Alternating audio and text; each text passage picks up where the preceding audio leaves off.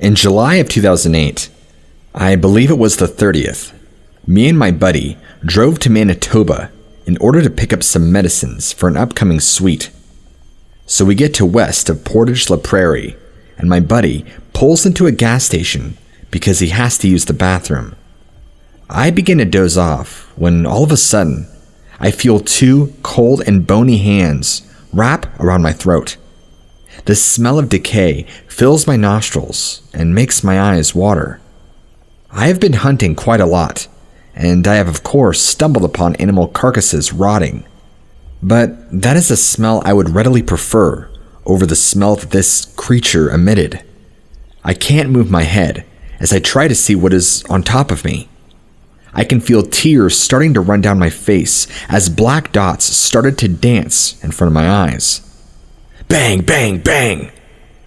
I look over at the window of the truck and see my buddy smashing his hands against the window. He looks petrified and keeps screaming a word over and over, but I can't hear what it was over the ringing in my ears. I read his lips and my blood runs cold. He is screaming the word Wendigo. I think back to when I was a little kid and I had stayed out past sundown on a bitter winter evening. My father was waiting outside. He was scared, yet stern, and the look on his face said everything. You better get inside the house, boy. There are man-eaters in these woods. For years, I pester him over and over about what he was talking about, and that's when he finally tells me about the Wendigo. The ravenous spirits that look to possess weak-willed or starving people. They are cannibals born from the harsh circumstances of the great winters that have occurred. I remember my father said all you need to do is blow a puff of air at it, and if you are of pure and strong intentions, then it vanishes in search of its next meal. However, if you are greedy and a weak-willed person, it will possess you and make you into one of them. You will constantly crave meat, but only the flesh of man will satiate your hunger. But that relief is only a few moments. Then you will be on the hunt for your next meal, walking around the woods with a constant void in your stomach and a craving stuck in your mind. I turn slightly towards the beast and a puff of breath in its direction. All of a sudden, the horrid smell of decay vanishes and the hands disappear. I feel this overwhelming urge to vomit creep up in my throat, but I restrain myself.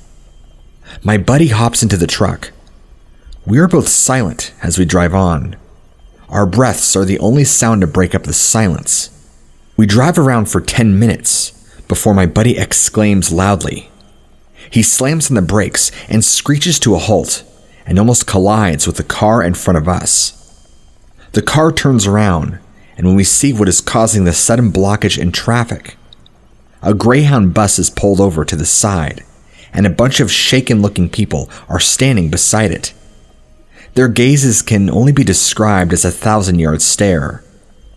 Our CMP cruisers surrounded the bus. The red and blue lights dance on our windows. My buddy turns around, swearing at the inconvenience, and we drive back to a shady hotel we had passed earlier. The whole way there, I am sitting motionlessly. A sense of dread is ever present in my gut as we arrive at the hotel. We check in and start putting our stuff down when my buddy turns on the news. It's a pretty crappy TV, but soon enough, we see breaking news flash across the screen, and I stop what I'm doing. The news reporter looks shaken as she rattles off. One adult male is confirmed to be dead in what is being called a frenzied knife attack.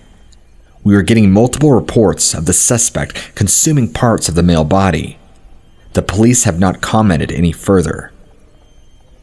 I look over to my buddy, and he has gone ashen white. He looks over at me and says in a withdrawn voice, I guess the Wendigo needed to be fed. The victim was Tim McLean. He was brutally murdered on Greyhound Bus 1170 by a man named Vince Lee, who was diagnosed as a paranoid schizophrenic. He told investigators that God told him to kill Tim.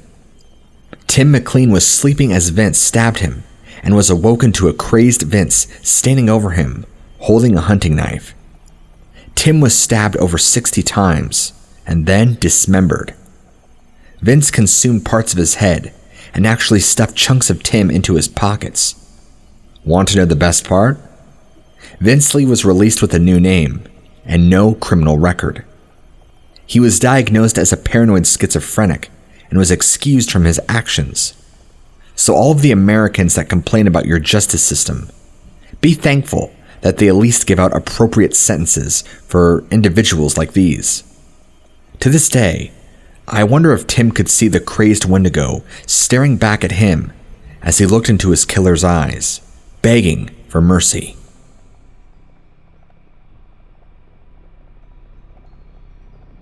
I don't know whether this story will be scary to anybody reading this or not, but those I've told it to think it is interesting enough for them to repeat this story to others. I am a 17-year-old male, currently living in Hawaii. Lucky me. But as a child, I was raised in a Christian home in a rural part of Nevada. For as long as I can remember, I have had a fascination for the unexplained and paranormal. Unlike my Christian family, I do not believe in anything that I cannot see myself. Thus, up until recently, I only thought of the supernatural as a very ancient superstition, nothing to be afraid of or be concerned about. But, like anyone else, I like a good ghost story. Some of the horrific stories that my friends would tell me would keep me up at night. Not in fear, but in curiosity. I would always wonder what the meaning behind the phantom's actions would be, or even if there would be any reason behind it at all. If a shadowy figure stood across from you down the hall, what would he be trying to accomplish? Scare you and feed off of your fear? Call out to you to help it pass over? Or is it doing it for no reason at all? This is what I was interested in, not so much of the terror aspect of it. On my free time, I would usually, and still do, watch YouTube videos about the paranormal, namely by Darkness Prevails. My parents, being Christian, were greatly concerned about this interest and afraid that I would invite something into our house or lives. I didn't believe that. Thus, I continued my routine. About 4 years ago, when I still lived in my Nevada home, my 10-year-old sister, who we'll call Sarah for the sake of the story, was scared and asked if she could sleep in my bed with me. This was nothing out of the usual. Sarah was still afraid of the dark, and she believed that if she slept with me, nothing would happen, or if something did happen, she'd feel less crazy because I'd be there to witness it. Like the older brother I am, I allowed her to sleep with me. Sometime later, we got into an argument about something that I don't remember. I ended up feeling guilty and apologized about the fight. But Sarah decided to sleep in her room to spite me. I saw her leave, and the way my bed was positioned, I couldn't see her after she had stepped out of my room. 10 seconds after she left, she sprinted back to my room, looking pale as a ghost, leapt onto my bed, hid herself under my sheets, and latched onto me with a grip I had never felt before. She began crying, but it wasn't her normal cry. It sounded like there was a force behind her cry, as if she wanted to cry as loud and as long as she could, but couldn't get out of fear of being heard by someone or something. And her breathing, it was rapid, shallow, irregular, as if she was suffocating or drowning and reaching for air. I asked her what was wrong, but she never answered. I thought somebody was in the house, so I wanted to get up and check. I moved only an inch before she held me even tighter and cried, "Don't go. Please don't do it."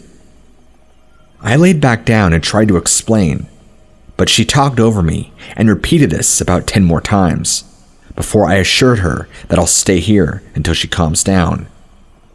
After about 15 minutes, Sarah was calm enough to talk, but now she was shaking. I asked if she felt alright to explain what had happened.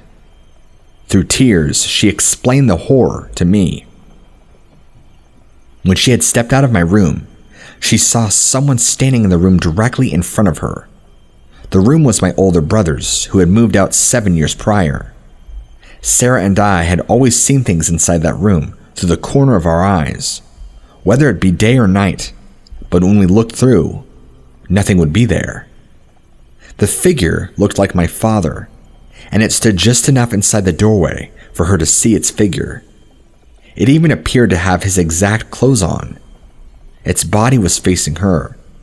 Its head was facing 90 degrees to her left, away from her. Once she had seen it, she realized that my father was at work, driving a semi-truck to Boise, Idaho, for one of his regular runs. No other males besides me lived out there. When she had realized these things, the figure slowly turned its head toward my sister, and while doing so, changed from my father's appearance into what she thinks was its own appearance. In Sarah's words, its hair was frizzy and had black and red streaks. Its eyes were glowing red. It had no nose. Its skin was palish blue, and you could see the veins, which were tar black, but were extremely tall and slender, with long bony arms reaching past its knees. His fingers had thick, long and sharp nails that were stained with a black substance. It wasn't dripping off of his nails. It was like crusted on. It stood there, extremely straight and stiff, and just stared at me.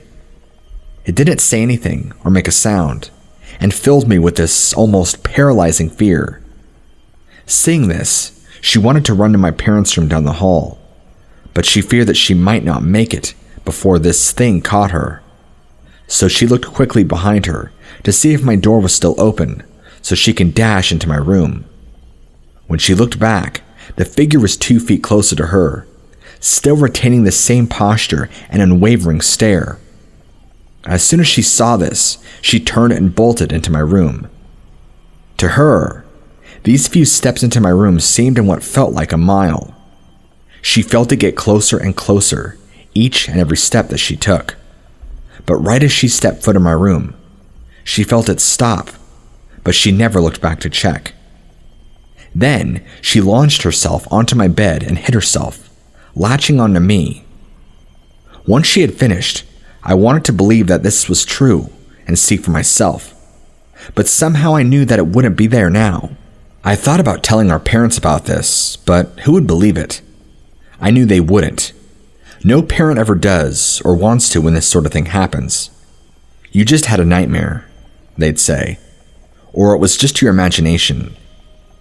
Thinking about their responses got me doubting in Sarah's story, but the utter terror and exhausted look that my sister had made me dismay my own doubts. Eventually, we decided to tell our parents. I went first, of course, with her tightly hanging on behind me.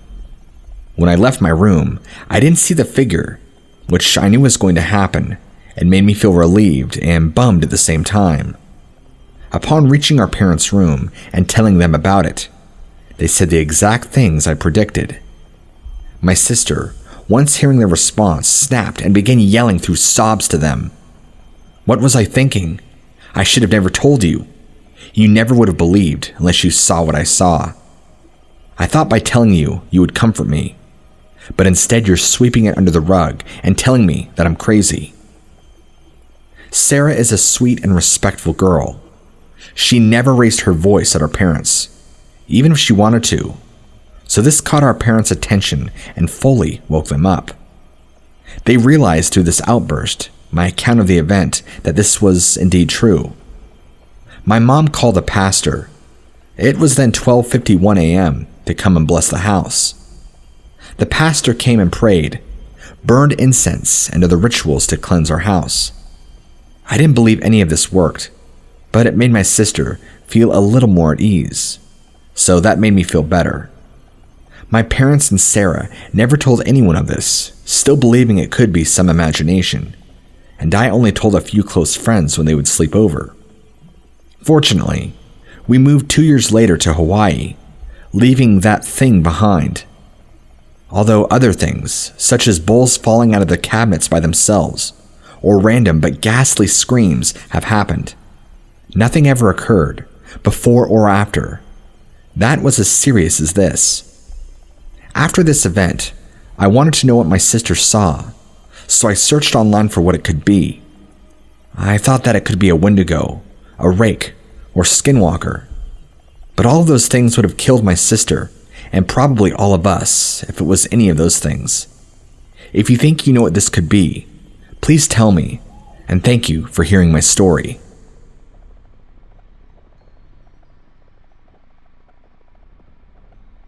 This story takes place back in the summer of 2014, and is one of the most frightening and invigorating experiences of my life.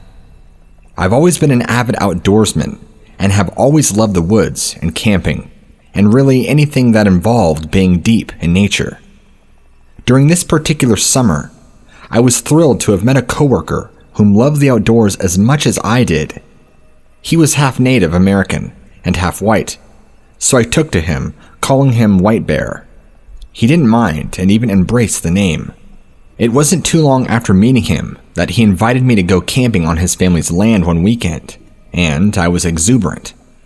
This parcel of land was over 5,000 acres and had been owned by his Cherokee family for a few generations. It had a couple of square miles of nothing but woods and swamp that teemed with game such as wild boar, black bear, and white-tailed deer. I met up with him at his house, and before departing for the woods, we took an inventory of what we had. His 12-gauge, my Welsh longbow, a few hatchets and a bowie knife, along with a tent and some food and water. We had plans to track and maybe hunt some game early the following morning. When we arrived at his family's land, we parked my car and hiked a mile or two into the woods. It was beautiful and lush. The forest was loud with birds and smaller animals chirping and whatnot. Eventually, we found what seemed to be the perfect spot for setting up a campsite. Whitebear set up with his shotgun to see if he could bag a squirrel or something for our dinner, while I dug a fire pit. A few minutes after digging into the ground with my knife, I stopped a minute to catch my breath and wipe the sweat off my face when I noticed the forest had gone silent. Having been an experienced woodsman, I knew that when birds stop singing, it's a usual sign that there is a predator nearby. Without hesitation, I grabbed my longbow and put my bowie knife in its sheath on my hip. I waited as quietly as possible and surveyed my surroundings meticulously. The sun was going down at this point, and Whitebear had been gone a while, and I thought it best to go looking for him. I was certain he hadn't gone far, but I wanted to make sure that he was back at camp before dark. It wasn't long before I found one of his tracks in the mud and began following his trail. I came around this curve in the woods where I couldn't see around the bend due to the fact that it was too dense with brush. As I rounded the thicket, I began calling my friend, but received no verbal response. I had been calling him for about 30 seconds or so when the bushes in front of me started rustling, like something big was attempting to pass through them. I called out to Whitebear thinking it was him, but with no response. I raised my bow with a 3-bladed arrow already notched and drew it back, ready to loose. Eventually, Whitebear's head popped out and he looked at me with a startled look on his face. "Don't shoot," he said loudly. I was relieved that it was him and asked him why he didn't respond to me. He said there were deer signs in the area and he didn't want to scare them away. We made our way back to camp just as the sun set and started to cook some beans and talked about past camping and hunting experiences that we had had. He and I both had a lot of stories to share since we both already had seen a lifetime of adventure, it seemed. As the night went on, Whitebear started telling me some of his family's stories of demonic creatures in the woods that took on the form of wolves and deer, and I was fascinated by the such. I had never heard of the Wendigo or any cryptid really besides Bigfoot. After a while, my eyes grew heavy and I decided it was time for bed. Whitebear, however, insisted on staying up and keeping watch. I remember thinking he was a bit paranoid, but still did not mind the notion of it, and even said I would take a turn on watch in a few hours. I fell asleep with the peaceful sound of crickets and various birds and other insects playing a symphony all around the woods. It was around 3 a.m. that I awoke to Whitebear shaking me. Dazed and feeling like I just awoke from a coma, I was having a hard time realizing what he was trying to tell me. In a whisper tone, he said something I'll never forget in verbatim. "Dude, something is pissed off." I attempted to comprehend what he was saying, but was still out of it. I finally woke up fully when I heard a sniffling noise just outside of our tent. Whatever it was sniffing the air around the ground, one after the other repeatedly. From its snorts, I could tell it was something big. At the very least, it was the size of a black bear. Just 10 seconds after I was awoken, it started going ballistic. It stomped loudly like an agitated horse as it trumped around camp, now snorting loudly. Its snorts were wet, like that of an animal that had a cold. We sat there listening to it as it circled our tent until it stopped just 4 feet beside the back of our tent. The animal seemed to stand still. Whitebear and I looked at each other with the same look to get ready because we thought about it and was about to charge us. Whitebear pumped a round into his shotgun, and I grabbed my Bowie knife, and we sat there waiting for what felt like a cursed hour. I was pumped with adrenaline and excitement, but also a deep sense of dread, like this would be the last fight of my life. After about a minute of silence, I made the choice to yell out, and I mustered every bit of bravado I had in me, and it was barbarian-like. Whitebear joined in, and we carried on the yells and shouts for a few seconds, and then stopped. We heard the animal turn away and start running through the thicket, screeching at the top of its lungs. What made this eerie is that it sounded like nothing we had ever heard. I still remember it very distinctly to this day. It sounded bird-like, but also very guttural, like what you would hear from a bear. During that moment, my brain was thinking I was listening to a raptor from Jurassic Park. That's honestly the best way I can describe it. We were both frozen in terror as we listened to it crash through the woods as it screeched into the night. It took us a few minutes to compose ourselves, but once we did, we grabbed our weapons and a flashlight and looked around camp. Nothing was out of place, and we really couldn't see much of our surroundings due to the forest being so thick that the moonlight wasn't any help. We crawled back into our tent and sat up talking about what had just happened. Again, we were both experienced woodsmen, and Whitebear was a seasoned hunter, and he said he had never heard anything like that, like what we had just did. We pondered the possibility of it being a large wild boar, and that was certainly possible, but that wouldn't explain the screeches that it made. Not to mention wild boar in this area are very timid and avoid humans like a forest fire. There was also the fact of how it sniffed the ground, and then the air. That behavior is very bear-like, but black bears don't stomp like that. Its movement was more akin to a horse. I also mentioned how the animal crashed through the woods as it fled, with as little grace as possible. It sounded far too large to be a deer, and the deer are very shy of humans here, because this land gets hunted on all year round.